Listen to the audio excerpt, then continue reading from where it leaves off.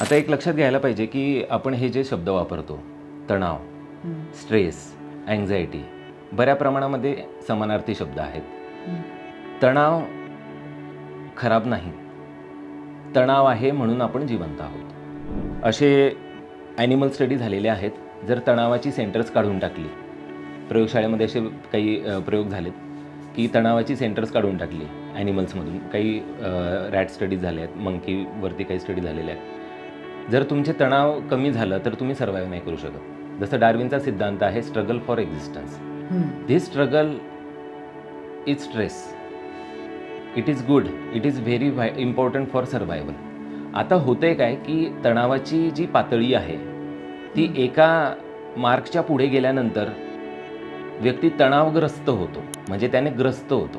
म्हणजे स्ट्रेस एका लेव्हलपर्यंत, चांगला स्ट्रेस, प्रोडक्टिव्ह स्ट्रेस, त्याला स्ट्रेस असं म्हणतात.